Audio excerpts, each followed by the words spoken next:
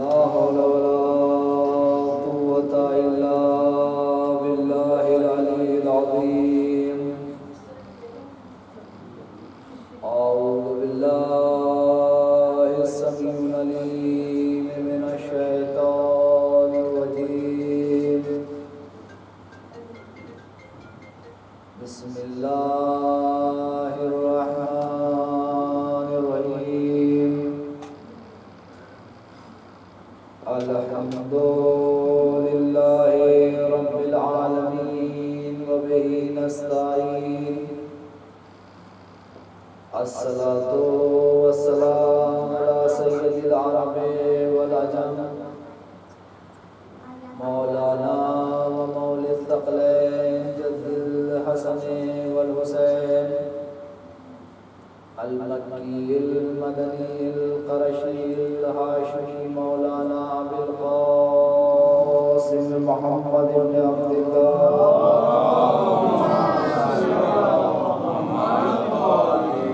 وعلى آله الطيبين الطاهرين المعصومين المنتخبين المنتجبين من الآن إلى قيام يوم الدين. أما بعد فقد قال سبحانه وتعالى في القرآن الكريم: بسم الله الرحمن الرحيم. ومن يبتغي غير الإسلام دينا فلن يقبل منه وهو في الآخرة من الخاسرين. صلى الله عليه وسلم. اللهم صل على محمد وعلى محمد. عزیزان گرامی القدر، بزرگان محترم، بزرگان ملت، ماتم داران مولا کائنات، آج یہ 21 رمضان المبارک کی شب کی ہماری مجلس اور مولا کائنات کی شہادت کی شب ہے. تو بات کو وہیں سے شروع کروں جہاں سے حاجی صاحب نے چھوڑ دیا، اسی سے اپنے بات کو ملا دوں تاکہ مختصر سے وقت میں بھی کچھ مدح سرائی کا جو ہے شرف حاصل کر لوں اور اس ثواب میں داخل ہو جاؤں. ایک کائنات کے اندر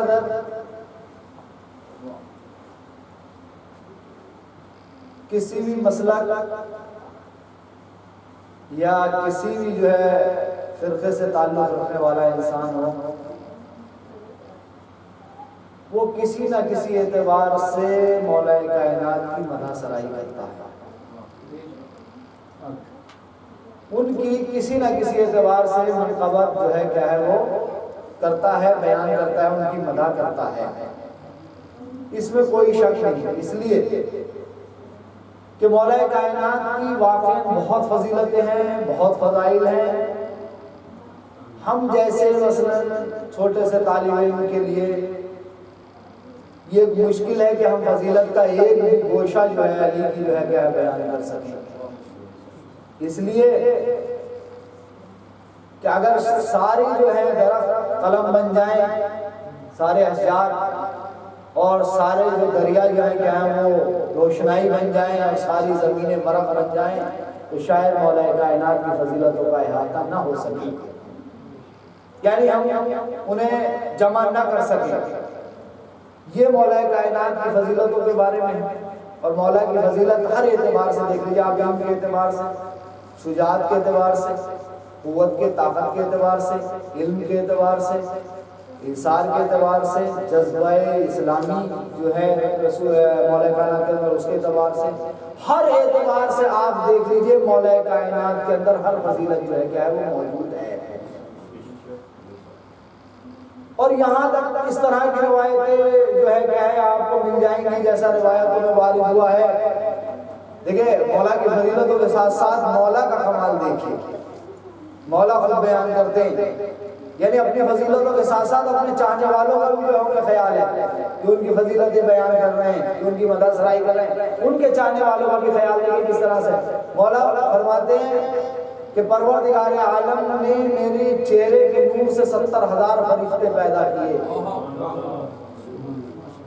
70,000 فرشتے کیوں پیدا کیے؟ بہت سارے میں کیا ضرورت تھی پیدا کرنے، بہت پیدا کر رکھے تھے پروردگار عالم نے۔ کا وجہ کیا ہے ان کے پیدا کرنے کی، سبب کیا ہے ان کے پیدا کرنے کا؟ ان کے پیدا کرنے کا سبب یہ ہے ان کو جو پروردگار عالم نے پیدا کیا ہے یہ میرے چاہنے والوں کے لیے استغفار کرتے ہیں۔ کتنے فرشتے؟ 70,000 فرشتے کس کے لیے استغفار کر رہے ہیں؟ مولا کے چاہنے والوں کے لیے استغفار کر رہے ہیں، یعنی اپنے چاہنے والوں کے لیے ایک مولا کی طرف سے تحفہ ہے، سمجھ لیجیے۔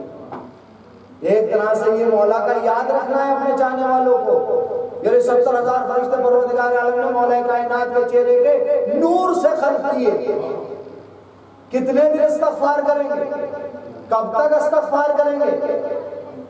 کچھ پتہ نہیں، روایت کہتی ہے کہ پتہ کیسے نہیں، میں بتاتی ہوں، الی یوم القیامہ، قیامت تک جو ہے کیا ہے استغفار کریں گے 70,000 فرشتے۔ لیکن یہاں پر ذرا میں دوسرا پہلو بھی تھوڑا سا جو ہے کہہ دوں کہ اب اگر کوئی چاہنے والا ہے، واقعاً چاہنے والا ہے علی کا، تو اسے پھر ایسا ہونا چاہیے جیسا کہ مولا کائنات چاہتے ہیں، جیسے کہ ان کے فرامین ہیں، جیسے کہ معصومین چاہتے ہیں کہ ہمارا شیعہ کو ایسا ہونا چاہیے، شیعہ کے معنی چاہنے والے کہنا کہ ہمارے شیعہ کو ایسا ہونا چاہیے۔ بلکہ معصوم فرماتے ہیں کہ اگر کسی شہر میں کسی ملک میں ایک شیعہ رہ رہا ہے تو پورا ملک اسے جانتا ہو کہ علی کا چاہنے والا۔ اس طرح سے جو ہے شیعہ کو ہونا چاہیے، اس طرح سے اپنا چاہنے کا حق ادا کرنا چاہیے، اس طرح سے انسان کو اپنا کردار پیش کرنا چاہیے، اس طرح سے علی کے چاہنے والے کو اپنا اخلاق پیش کرنا چاہیے، اس طرح سے علی کے چاہنے والے کو اپنا عمل پیش کرنا چاہیے کہ اگر وہ کسی راستے سے گزر جائے تو راستہ دیکھنے والے کہیں کہ علی کا چاہنے والا تھا۔ یعنی جب علی کی جب محبت رکھتے ہیں تو اس محبت کو ہم ثابت کیسے کریں گے؟ دعوے کے لیے دلیل چاہیے نا، تو دلیل کیا ہے؟ کیسے پتا چلے گا؟ ابھی سب کو کیسے پتا چلے میرے دل میں علی کی محبت ہے یا نہیں؟ آپ کو پتا؟ یا خالی میں ظاہر ایسی کر رہا ہوں آپ سے؟ کو پتا آپ کو؟ میں کیا پتا یہ مجلے سے رٹ کے آ گیا ہوں اور کیا میری کیا حقیقت ہو آپ کو کیا پتا؟ کسی کو کچھ بھی نہیں پتا، مجھے نہیں پتا آپ کی کسی کے بارے میں۔ لیکن پتا کیسے چلے گا کہ جس بات کا یہ دعویٰ کر رہا ہے آیا اس دعوے میں پورا بھی اتر رہا ہے یا نہیں اتر رہا؟ کیونکہ اس ہر دعوے کے لیے دلیل چاہیے، تو اس کے بعد دلیل ہے اس دعوے کی یا نہیں ہے؟ اور اگر واقعی علی کا چاہنے والا ہے تو وہ پھر سب سے نمایاں ہونا چاہتا ہے، سب سے الگ ہونا چاہیے، اس کا کردار، اس کا اخلاق، اس کی عبادت، اس کا رہن سہن، اس کا لوگوں کے ساتھ معاملات، اس کا معاشرے میں جو ہے زندگی گزارنے کا طریقہ سب سے الگ ہونا چاہیے، جدا ہونا چاہیے کہ ہر انسان اگر جو ہے اس کی طرف متوجہ ہو تو یہ کہتے کہ یہ اہل بیت کا چاہنے والا، معاملات کرے تو یہ کہتے کہ یہ واقعی اپنے معاملات میں امین ہے، ایماندار ہے، یہ اہل بیت کا چاہنے والا ہے، عبادت کرے تو اس طرح سے کرے کہ یہ سمجھ میں آ جائے کہ واقعی یہ اہل بیت کا چاہنے والا ہے۔ لیکن عزیزو یہ ایک بات یہاں سے میں بات شروع کر رہا ہوں، ہر انسان جو علی کا تذکرہ کر رہا ہے، علی کی مدح سرائی کر رہا ہے، ہم لوگ بھی علی کے فضائل بیان کرتے ہیں اور کافی حد تک مولا کے جو فضائل ہم بیان کرتے ہیں، ہماری مجلسیں ہیں علی کے فضائل سے سجی ہوئی ہیں، زینت ہے واقعی ہماری مجلسوں کو مولا کے ذکر سے۔ کیوں؟ ایسے نہیں ہمارے کہنے کی وجہ سے نہیں ہے، بلکہ اللہ کا رسول کہہ رہا ہے زینوا مجالسکم بذکر علی ابن ابی طالب، اپنی مجلسوں کو زینت دو علی کے ذکر سے۔ کیا ضروری ہے علی کے ذکر سے؟ کسی اور کے ذکر سے دے دو؟ تو آگے خود رسول اکرم نے کہہ دیا کیوں؟ وجہ کیا ہے؟ وجہ یہ ہے ذکرہ ذکری، اس کا ذکر میرا ذکر ہے، وہ ذکری ذکر اللہ اور میرا ذکر اللہ کا ذکر ہے، اور آخر میں نتیجہ کیا نکلا؟ ذکر اللہ عبادت اور اللہ کا ذکر عبادت ہے۔ تو ہم ہم جو مولا کائنات کا ذکر کرتے ہیں وہ اس لیے نہیں کرتے کہ خالی ہم چاہنے والے ہیں تو کرتے نہیں. ہمارے آخری پیغمبر نے یہ حکم دیا ہے کہ تم علی کا ذکر کرو، اس لیے کہ علی کا ذکر اللہ کا ذکر ہے، اور اللہ کا ذکر کرنا جو ہے کیا ہے وہ عبادت ہے. یہاں سے بات اور بڑھاتا ہوں. اب کیا ہے، زیادہ بڑھا دیتے ہیں، یہ بھی مسئلہ ہے نا، زیادہ بڑھا دیا، حتیٰ کہ رسول کو پیچھے رکھ دیتے ہیں اور علی کو جو ہے کیا ہے آگے، یعنی رسول کا ذکر ہی نہیں کرتے، رسول کی تعریف ہی نہیں کرتے، بلکہ جو ہے کیا فقط اور فقط علی کا ذکر کرتے ہیں. کبھی قریب تو آئیں لوگ ہمارے قریب تو آئیں، تب دیکھیں کہ ہم رسول کا ذکر کس اعتبار پہ کرتے ہیں، کب کس طرح ہم رسول کا کردار بیان کرتے ہیں، کس طرح ہم رسول کا اخلاق بیان کرتے ہیں، کس طرح سے ہم نے رسول اللہ کی مدح سرائی کی ہے. ہم نے اس طرح سے رسول کی مدح نہیں کی، ہم نے اس طرح اپنی کتابوں میں رسول کی تعریفیں نہیں لکھی، رسول کی تعریف نہیں لکھی کہ سامنے والا دشمن رنگیلا رسول جیسی کتاب جو ہے مارکیٹ میں لے کے آ جائے. ہم نے ایسی روایتیں بیان نہیں کی. اگر اس کتاب کا بھی دفاع کیا ہے تو وہ ہمارے مسلک نے کیا ہے، وہ بھی ہم نے کیا ہے. کیوں؟ اس لیے کہ جتنے فرقے ہیں امت مسلمہ میں، جتنے مسلک ہیں ان مسلکوں میں سے ایک مسلک ہمارا بھی ہے. اور جب اس کتاب کے اوپر اعتراض ہوا کہ یہ کتاب کیوں لکھی گئی رنگیلا رسول، کس وجہ سے لکھی گئی، تو جس نے لکھی تھی اس نے کیا جواز پیش کیا؟ اس نے جواز یہ پیش کیا کہ یہ کتاب ہم نے تمہاری کتابوں سے دیکھ کے لکھی ہے. اب یہاں پر میرے پاس وقت نہیں ہے کہ میں کتنی چیزیں آپ کو روایتیں جو ہے بیان کر دوں، صحیح بخاری کی، صحیح مسلم کی، نہیں، وقت نہیں ہے. اگر کسی کو پوچھنا ہوگا تو میں بتا دوں گا امام بارگاہ کے باہر، آپ کو میں ایسی ایسی روایتیں بتا دوں گا کہ شاید آپ نہ سن سکیں. کس کے لیے؟ رسول کے لیے. اب جب اس کا دفاع کا وقت آیا اس کتاب کے تو اب سب خاموش ہیں، کیونکہ ان کی کتابوں میں موجود ہیں یہ چیزیں رسول کی فضیلتوں کے لیے. یعنی وہ سوچ رہے ہیں ہم رسول کی فضیلت بیان کر رہے ہیں، علیہ باللہ نقص بیان ہو رہا ہے. جو ایک عام انسان کے لیے نہیں کر سکتے وہ رسول کے لیے کہہ رہے ہیں.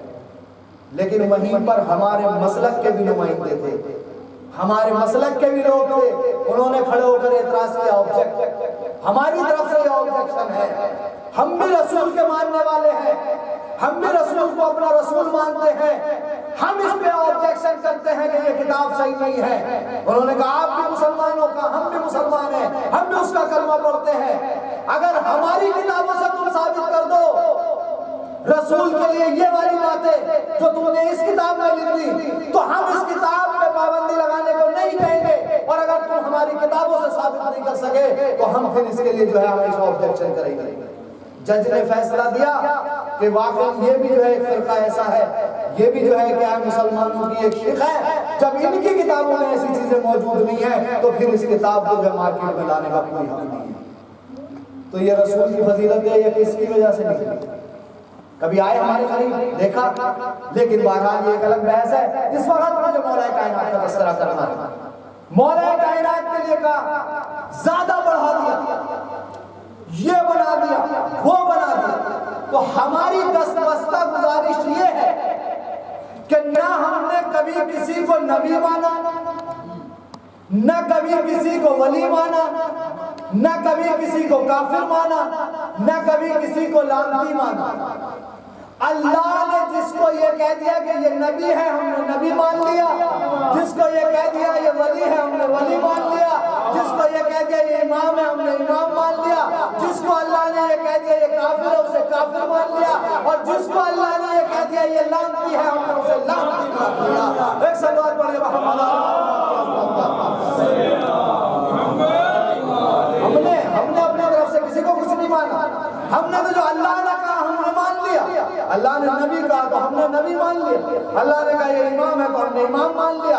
اللہ نے کہا یہ ولی ہے تو ہم نے ولی مان لیا. اللہ نے کہا یہ لعنتی ہے تو ہم نے لعنتی مان لیا. ہم نے اپنی طرف سے کچھ نہیں مانا. اب رہی فضیلتیں بیان کرنے کی بات، رہی مدح سرائی کی بات، رہی قصیدہ خوانی کی بات، رہی منقبت کی بات، تو ہماری کیا حیثیت ہے کہ ہم علی کی تعریف بیان کر سکیں؟ ہم علی کا قصیدہ بیان کر سکیں، سب سے پہلے جو ذات واجب الوجود ہے اس کی بارگاہ میں ہم جاتے ہیں، اور جانے کے بعد دیکھتے ہیں کیا اس نے بھی جو ہے کیا کہیں علی کی مدح سرائی کی علی کی؟ جب اللہ علی کی مدح سرائی کر رہا ہے تو ہم کون ہوتے ہیں؟ ہم ہیں کون؟ ہم کتنے ناقص انسان ہیں، ہم کتنے اپنی ناقص زبانوں سے کتنی تعریف بیان کر سکتے ہیں؟ وہ 4 جملے 10 جملے، لیکن پروردگار عالم خود علی کا قصیدہ پڑھ رہا ہے، اور ایک جگہ نہیں مختلف جگہوں پہ قصیدہ پڑھا ہے۔ جیسے جیسے علی کو دیکھا ویسے ویسے اللہ نے قصیدہ پڑھا۔ اگر علی کو بستر رسول پہ دیکھا تو اللہ نے قصیدہ پڑھنا شروع کیا، وَمِنَ النَّاسِ مَن يَشْرِي نَفْسَهُ ابْتِغَاءَ مَرْضَاتِ اللَّهِ وَاللَّهُ رَءُوفٌ بِالْعِبَادِ۔ اگر اللہ نے علی کو میدان جہاد میں دیکھا تو پھر قصیدہ پڑھا، كَأَنَّهُمْ بُنْيَانٌ مَرْصُوصٌ، یہ میدان جہاد میں ایسے ہیں جیسے سیسہ پلائی ہوئی دیواریں۔ اگر اللہ نے علی کو مسند طہارت پر دیکھا تو قصیدہ پڑھنا شروع کیا، إِنَّمَا يُرِيدُ اللَّهُ لِيُذْهِبَ عَنكُمُ الرِّجْسَ أَهْلَ الْبَيْتِ وَيُطَهِّرَكُمْ تَطْهِيرًا۔ اگر مسند علم پہ دیکھا تو قصیدہ پڑھنا شروع کیا، وَمَنْ عِندَهُ عِلْمُ الْكِتَابِ۔ اگر مسند امامت پہ دیکھا تو قصیدہ پڑھنا شروع کیا، كُلُّ شَيْءٍ أَحْصَيْنَاهُ فِي إِمَامٍ مُبِينٍ۔ اگر اللہ نے علی کو حالت رکوع میں زکوٰۃ دیتے ہوئے دیکھا تو قصیدہ پڑھنا شروع کیا، إِنَّمَا وَلِيُّكُمُ اللَّهُ وَرَسُولُهُ وَالَّذِينَ آمَنُوا الَّذِينَ يُقِيمُونَ الصَّلَاةَ وَيُؤْتُونَ الزَّكَاةَ وَهُمْ رَاكِعُونَ۔ اگر اللہ نے علی کے گھر سے جو کی 5 روٹیوں کو جاتے ہوئے دیکھا تو قصیدہ پڑھنا شروع کیا، وَيُطْعِمُونَ الطَّعَامَ عَلَىٰ حُبِّهِ مِسْكِينًا وَيَتِيمًا وَأَسِيرًا۔ ارے عزیزوں کیا کہنا علی کی فضیلتوں کا، جب یہ جو کی 5 روٹیاں علی کے گھر سے چلی تھی تو صرف جو کی 5 روٹیاں تھی، لیکن جب قدرت نے ان کا وزن کیا تو ایک روٹی قرآن کی 6 آیتوں کے برابر نکلی۔ ایک سلوات پڑھیے محمد آل محمد کی عظمت پر۔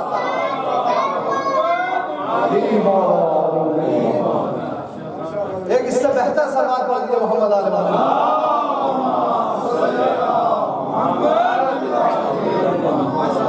جب یہ روٹیاں گئی تو پورا سورہ دہر نازل ہوا، سورہ دہر میں 30 آیتیں۔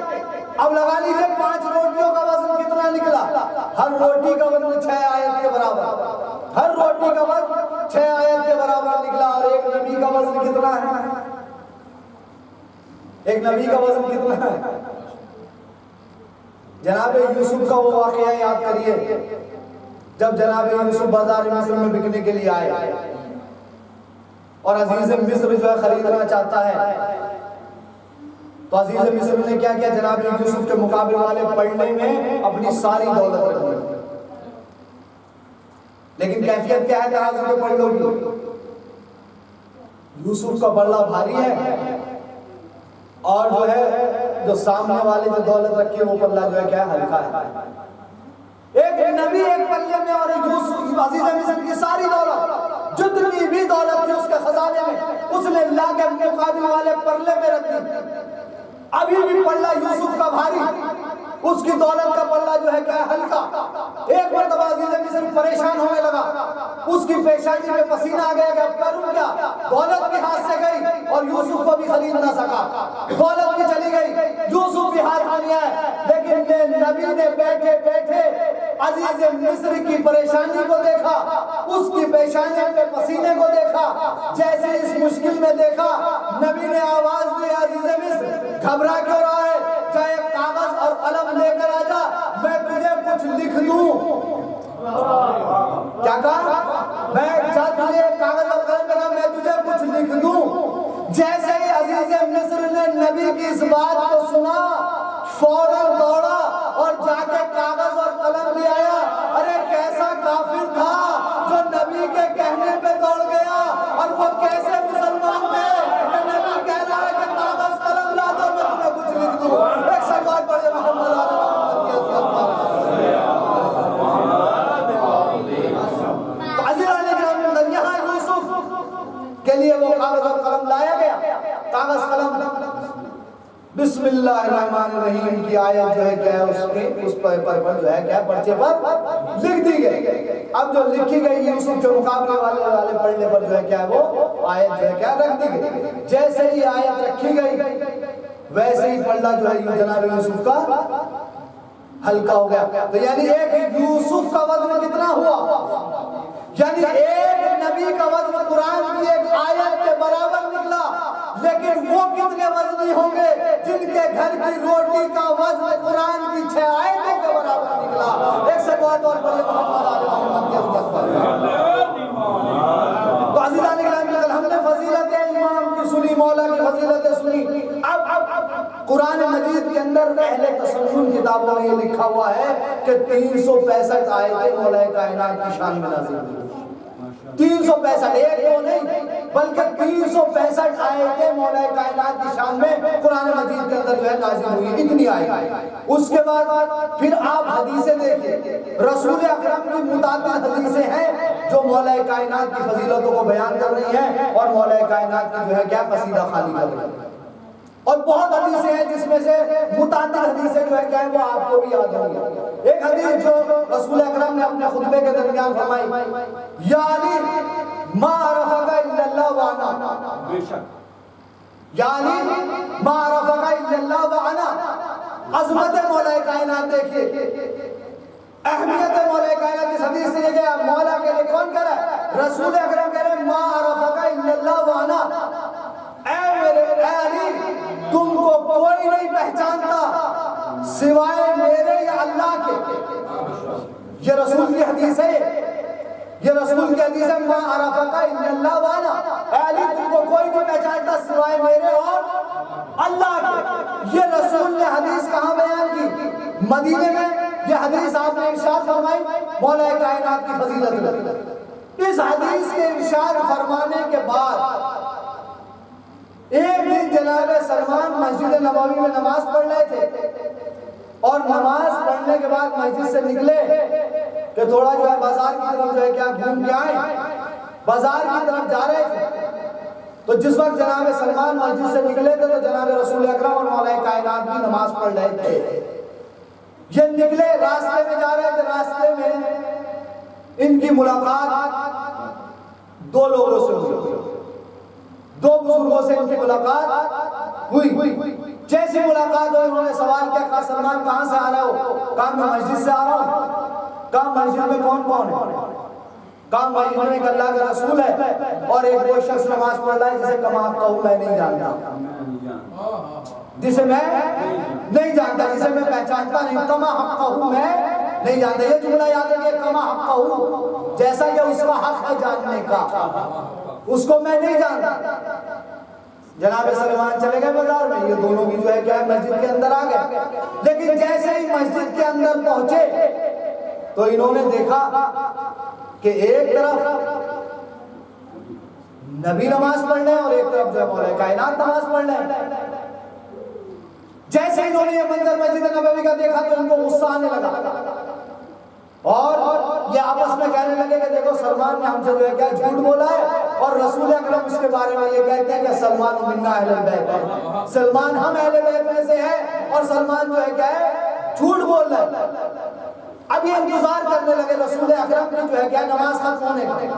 رسول اللہ نے جیسی نماز ختم کی ویسے ہی یہ جو ہے کیا ان کے قریب پہنچے اور جانے کے بعد کہا یا رسول اللہ آپ نے سلمان کو بہت بھولوا رکھا ہے. کہا کیوں، کیا ہوا؟ کہا کہ ہم نے سلمان سے یہ سوال کیا کہ مسجد میں کون ہے تو سلمان نے کہا کہ یا تو اللہ کا رسول ہے یا ایک دوسرا شخص وہ ہے جس کو کما کہوں میں نہیں جانتا. تو یا رسول اللہ آپ یہ بتائیے کیا سلمان علی کو نہیں پہچانتے؟ کیا سلمان علی کو نہیں جانتے؟ سارے دن جو علی کے دروازے پہ جھاڑو لگاتے ہیں، سارے دن حسن حسین کو کندھے پر اٹھا کے پھرتے ہیں، سارے دن جو ہے دروازے پہ جا کے سلام کرتے ہیں اور پھر بھی کہہ رہے ہیں کہ میں علی کو نہیں جانتا. کہا کہ سلمان کو بلا کر لاؤ. انہوں نے کہا کہ سلمان جھوٹ بولا، ہم تو جھوٹ بولا. تو رسول اکرم نے کہا کہ سلمان کبھی جھوٹ نہیں بول سکتا. رسول اکرم نے وہی کہا کہ سلمان کبھی جھوٹ نہیں بولتا. سلمان کو بلاؤ. سلمان کو بلایا گیا، مسجد میں آئے. اب یہاں پر ایک جملہ ہے، عجیب جملہ لکھا ہوا تھا. وہ کہا جیسے مسجد میں آئے تو رسول اکرم نے کہا اے سلمان یہ دونوں تم سے بہت ناراض ہیں. سلمان نے دستادب جوڑ کے کہا یا رسول اللہ یہ راضی آپ سے بھی نہیں ہے. سلوات پڑھیے نا محمد علی محمد کی عظمت پر. فوراً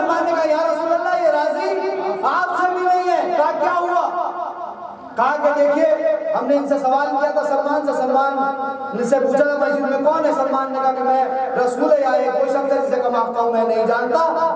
کہا یا رسول اللہ دیکھیں آپ کے سامنے یہ جسارت۔ بھائی ایک ہوتا سلمان نے کہا یا رسول اللہ غصاخی معاف، غصاخی معاف۔ کہا اپنی بات رکھو سلمان، تم نے کیوں کہا؟ کہا یا رسول اللہ میں نے اپنی طرف سے نہیں کہا ہے، بلکہ آپ کے سامنے میں خود جسارت کر رہا ہوں۔ آپ نے خود اس بات کا اعلان کیا تھا یہ خطبے میں کہ اے علی تم کو کوئی نہیں پہچانتا سوائے میرے اور اللہ کے، سوائے میرے اور اللہ کے۔ یا رسول اللہ نہ میں رسول ہوں نہ میں خدا ہوں، تو پھر میں کیسے کہہ دیتا کہ رسول کے ساتھ وہ نماز پڑھ رہا ہے جسے کم آفتا ہوں میں جانتا ہوں۔ ایک سوال پڑھیے محمد تو مولا کائنات کی فضیلت ہے۔ کہیں پر ارشاد فرمایا انا مدینۃ للوالی بابھا، کہیں پر ارشاد فرمایا انا والی من نور واحد، کہیں پر کہا انا والی من شجر واحد، کبھی کہا یا علی انت اخی فی الدنیا والآخرہ۔ یعنی متعدد طرح کی حدیث رسول اکرم نے جو ہے مولا کائنات کے بارے میں جو ہے کیا ہے ارشاد فرما دی۔ کبھی کہا علی جو ہے قرآن کے ساتھ ہے، قرآن علی کے ساتھ ہے، علی حق کے ساتھ اور حق علی کے ساتھ ہے۔ اس مضمون کی وہ حدیثیں جو سب کو آپ کو یاد ہے۔ اور خالی یہ نہیں کہ صرف علی کے چاہنے والوں نے ان حدیثوں کو نقل کیا ہے، بلکہ مسلمانوں کے خلیفہ اول نے رسول علی کی فضیلت میں حدیث نقل کی، خلیفہ دوم نے حدیث نقل کی، خلیفہ سوم نے حدیث نقل کی۔ جیسا کہ میں نے کل کی مجلس میں شاید کہا ہے، کل یا پرسوں کب کہا تھا کہ حضرت اول جو تھے مسلمانوں کے خلیفہ اول، ان سے وہ حدیث ہے علی کے چہرے کی طرف دیکھنا عبادت۔ یہ پورا واقعہ ہے جو میں پڑھ چکا ہوں۔ اس کے بعد جو ہے مسلمانوں کے تیسرے خلیفہ نے ایک حدیث نقل کی کہ کوئی شرف کامل ہو ہی نہیں سکتا سوائے علی کے۔ دوسرے خلیفہ نے ایک حدیث نقل کی کہ کوئی بھی انسان پل صراط سے گزر ہی نہیں سکتا جب تک کہ اس کے پاس علی کا لکھا ہوا نامہ ہو۔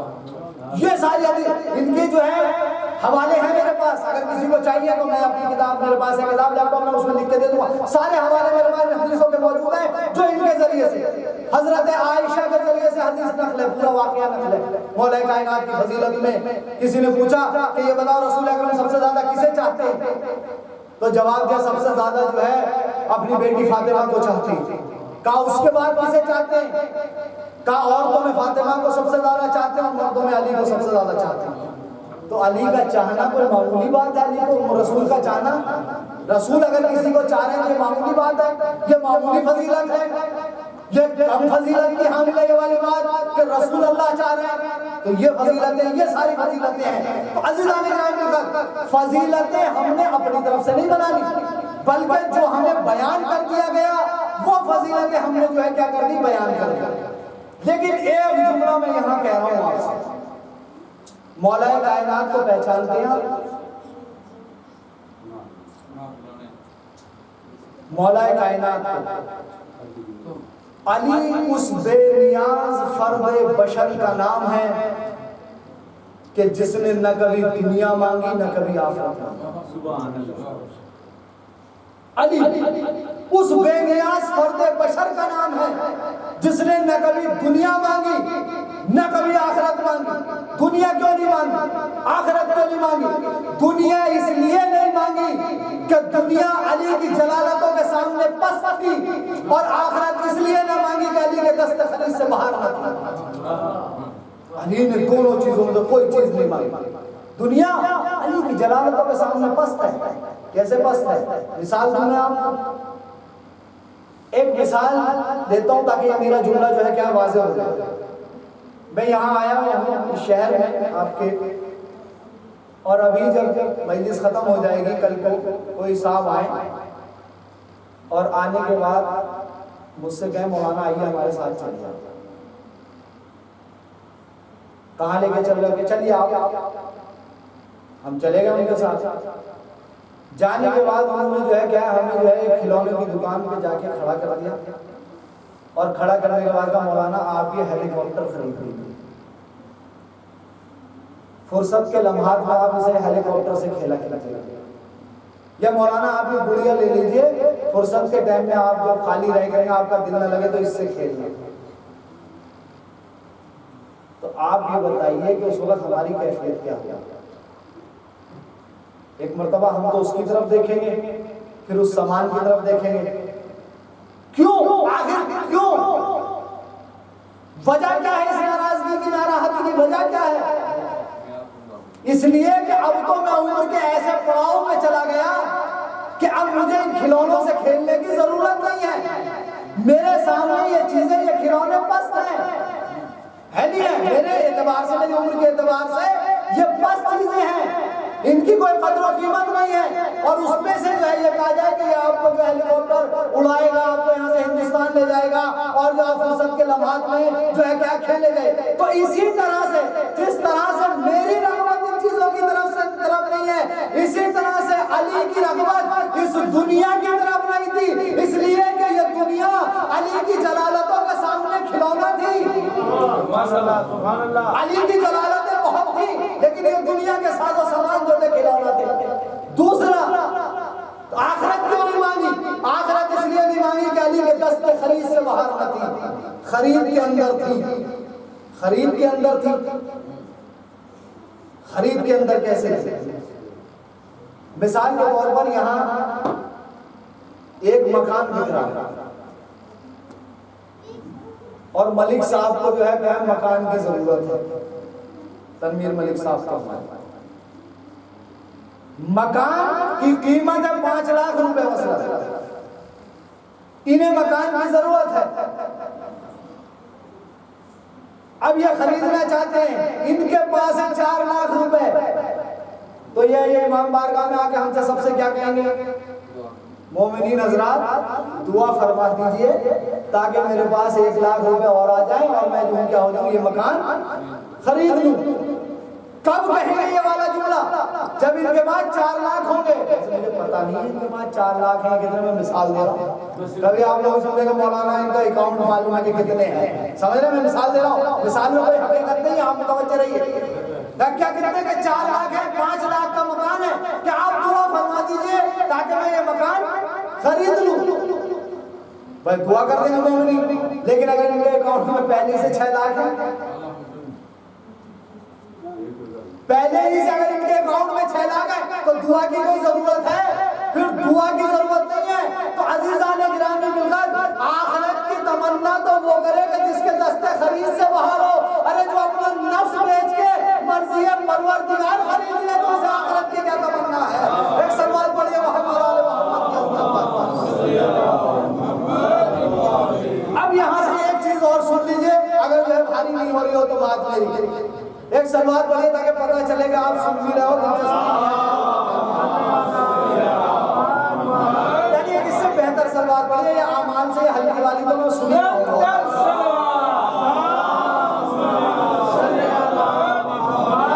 اب یہاں سے دیکھیں ایک شق اور سنا دیتا ہوں فضیلت کی، اور اس کے بعد جو ہے مسائل، تھوڑی دیر میں مسائل پڑھوں گا۔ اب یہاں ایک سوال یہ ہوتا ہے کہ آیا یہ تو اتنی فضیلتیں ہیں، اتنے جو فضائل ہیں، آیا ان فضیلتوں کی تمنا مولا کائنات نے کی ہے یا ان فضیلتوں نے مولا کائنات کی تمنا کی؟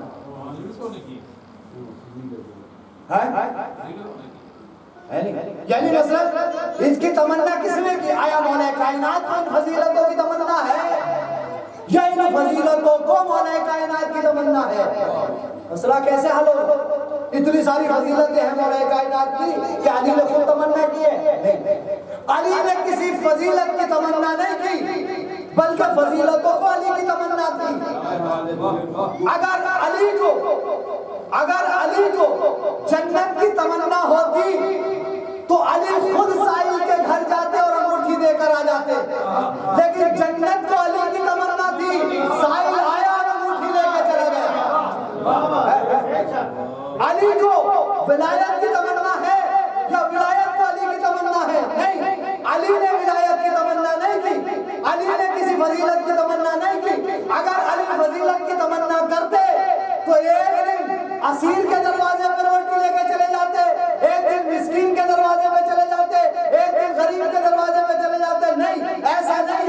بلکہ ان فضیلتوں کو علی کی تمنا ہے۔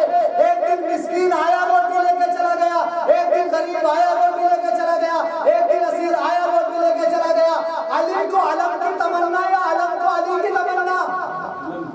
علی کو علم کی تمنا یا علم کو علی کی تمنا؟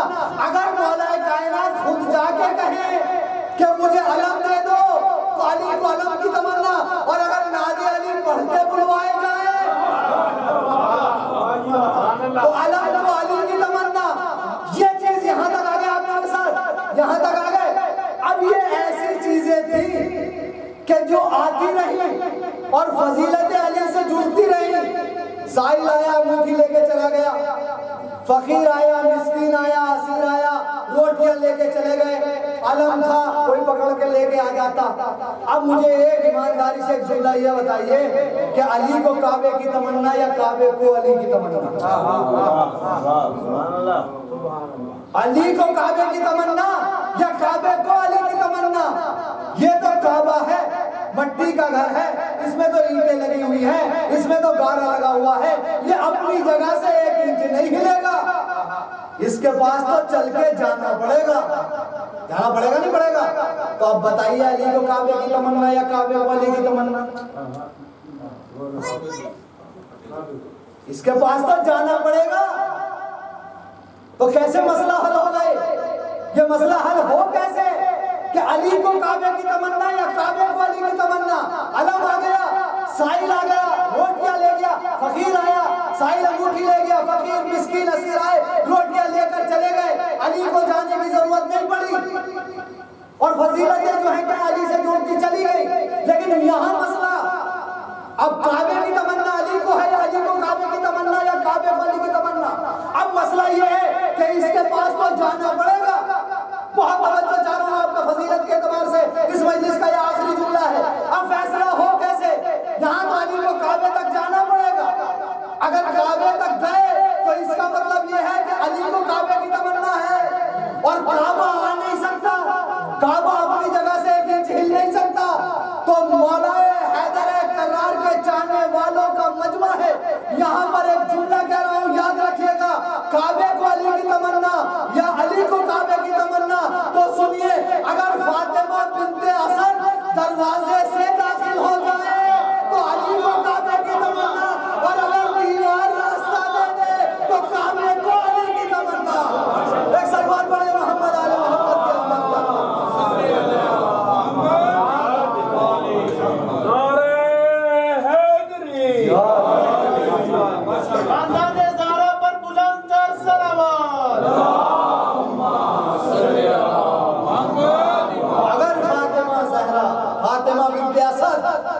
دروازے سے داخل ہو جائیں تو علی کو کعبے کی تمنا، لیکن اگر دیوار راستہ دے دے تو کعبے کو علی کی تمنا۔ یہ مولا کائنات کی فضیلت ہے، مولا کائنات کی یہ عظمت، یہ ہے منزلت۔ واقعی علی ایک بے نیاز فرد بشر کا نام ہے۔ علی نے کبھی نہ دنیا مانگی نہ آخرت مانگی۔ لیکن یہاں بھی یہ بھی دوسرا رخ ہو جائے گا یہاں سے مجلس کا، لیکن ایک جملہ کہہ دوں کہ علی نے بھی ایک چیز مانگی تھی۔ اگر علی نہ مانگتے تو نصیریوں کو اپنے دعوے پر دلیل مل جاتا، اس لیے کہ بے نیازی اللہ کی صفت ہے، بندے کی صفت نہیں ہے۔ لیکن جاتے جاتے پھر بھی جو ہے کیا یہ بیٹا مان لیا تھا۔ یہاں سے یہ دوسرے فضیلتیں ہیں، لیکن مولا کائنات اتنی فضیلتوں کے حامل، اتنی فضیلتیں ہیں۔ اور یہ آج کا جو شب ہے یہ مولا کائنات کی جو ہے شہادت کی شب ہے۔ یہاں مولا کائنات نے اس شب میں یہ جو یہ دن گزرا ہے اس کا، اور یہ اس کی جو شب آئی ہے، ابھی میں نے خطبہ جمعہ میں مولا کائنات کی وہ ساری وصیتیں جو آپ نے امام حسن اور امام حسین سے بیان کی تھی، وہ میں نے ساری خطبہ جمعہ کا آج عنوان امام مولا کائنات کی وصیتیں تھا، وہ میں بیان کر چکا ہوں۔ اب میں تکرار میں کرنا نہیں چاہتا، لیکن یہ شب 21 رمضان المبارک کی شب 19 کا دن گزرا، 19 کی صبح میں مولا کی ضربت لگی، 19 کا دن گزرا، پورا دن گزرا، 19 کی یعنی 20 کی رات گزر گئی، 20 کا پورا دن گزر گیا۔ بس دیکھیے عزیزوں میں نہیں جانتا، آپ خود سوچئے، خود تصور کیجئے کہ 19 کا روزہ زینب نے کیسے افطار کیا ہوگا، عباس نے کیسے افطارا ہوگا، حسن نے کیسے افطار کیا ہوگا، حسین نے کیسے افطار کیا ہوگا، اور بیٹوں اور بیٹیوں نے کس طرح سے بیت علی میں روزے کو افطارا گیا ہوگا، 20 کا روزہ کیسے افطار کیا گیا ہوگا۔ عجیب دردناک روایتیں ہیں۔ طبیب آیا ہے، مولا کے زخم کو دیکھ کر گیا ہے اور کہتا ہے اے مولا حسن اپنے بابا سے وصیتیں کرا لیجئے، اب مجھے علی ایک دن سے زیادہ زندہ بچتے ہوئے نظر نہیں آتا، وصیتیں کرا لیجئے، وصیتیں کرا لیجئے۔ چاہنے والے آ رہے ہیں مولا کو دیکھنے، چاہنے والے ملاقات کے لیے آ رہے ہیں۔ ارے کوفے کے اندر یہ بات عام ہو گئی کہ علی کو طبیب نے دودھ بتایا ہے کہ اگر علی دودھ پیئیں گے تو خود ان کو سکون ملے گا۔ تو روایت لکھتی ہے کہ علی کے دروازے پر کوفے کے چھوٹے چھوٹے بچے اپنے کوزوں میں دودھ لیے کھڑے تھے کہ مولا کو ہماری طرف سے یہ دودھ پلا دیجئے۔ میں کہوں گا اے کوفے کے بچوں، آج تم علی کے لیے دودھ لے کر آ گئے، آج تو علی کے ساتھ حسن بھی ہیں، حسین بھی ہیں، زینب بھی ہیں، عباس بھی ہیں، ام کلثوم بھی ہیں، اور بیٹے بھی ہیں، لیکن اے کوفے کے بچوں 20 سال بعد انہی کوزوں میں پانی لے کے آئے۔ آل علی اسی کوفے میں آئے گی جو کئی روز کی بھوکی اور پیاسی ہوگی، تب حق کے وفا ادا کرنا، تب وفاداری ہے تمہاری، تب ادا کرنا اسے، تب محبت کا ادا کرنا۔ لیکن عزیزوں یہاں کی ایک روایت یہ ہے کہ مولا کائنات نے نماز مغربین کو آج بیٹھ کے ادا کیا۔ اتنی نقاہت مولا پہ طاری ہو گئی کہ آج علی نے نماز مغربین کو بیٹھ کے پڑھا ہے۔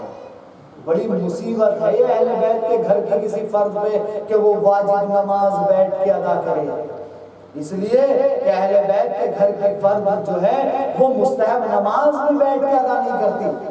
ہمارے اور آپ کے لیے تو اجازت ہے کہ ہم مستحب نمازیں بیٹھ کے پڑھ سکتے ہیں، بلکہ اہل بیت کے گھر کی کسی فرد کے لیے یہ نہیں ہے کہ وہ مستحب نماز بیٹھ کے پڑھے چلے جائے گی، واجب نماز بیٹھ کے ادا کی گئی۔ امام کے چاہنے والے امام سے ملنے کے لیے آ رہے ہیں، جناب حجر ابن ادے مولا کائنات کے پاس آتے ہیں، مولا کائنات سے ملاقات کرتے ہیں، اور ملاقات کے بعد مولا کائنات آپ سے وصیتیں کرتے ہیں۔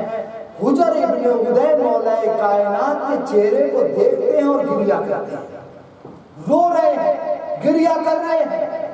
ایک مرتبہ مولا نے کہا حجر ابن ادے گریہ کرنے کا سبب اتنا زیادہ گریہ کیوں کر رہے ہو؟ کہا مولا میں آپ کے چہرے کو دیکھ کے گریہ کر رہا ہوں۔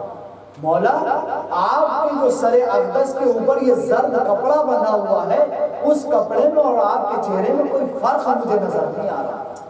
دیکھیں کتنا کاری زہر تھا، کتنا کاری زخم تھا کہ علی کے جسم اطہر میں یہ جو ہے زہر اتر چکا ہے، اب اس زرد کپڑے میں اور علی کے چہرے میں کوئی فرق نظر نہیں آتا۔